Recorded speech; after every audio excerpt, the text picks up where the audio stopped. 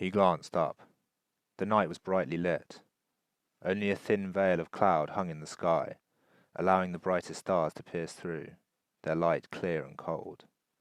The man noticed that the moon was nearing its fullness, only a sliver of darkness still missing from its side. The great orb cast its milky glow softly over the vast ground on which he was standing.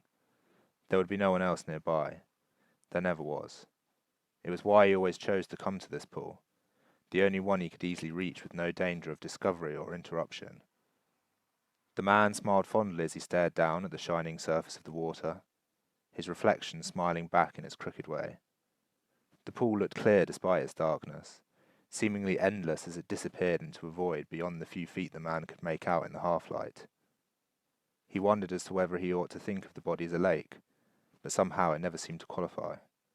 The title made it seem too distant, more vast and less comforting than he knew it to be. The man flickered through memories of its banks and weedy forests as he began to undress. He thought of the other creatures that dwelt in its waters, as he folded his clothes carefully, and hung them from the dry branches of a tree which perched on the water's edge. He felt the familiar excitement grow within as he stepped tentatively into the water. The cold raced through him, sinking into every nerve. He felt the mud between his toes as he walked a little further in, the water lapping up towards his shivering knees. The man closed his eyes as he stopped, letting the tips of his fingers brush through the surface of the tiny waves. He let out a sigh, and with it went so much else. All that the man had left untold disappeared into the nice air. He never brought his troubles with him into the water. As he relaxed, he began to feel himself falling. It always happened the same.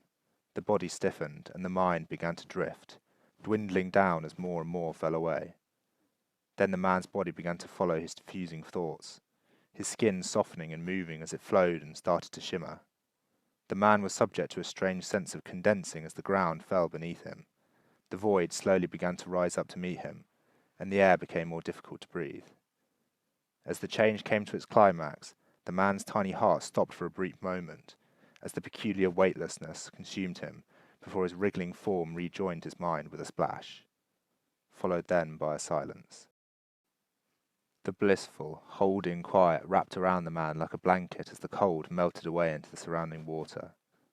He opened his delicate little eyes and stared in wonder as the viscous world around him glistened with shifting colours.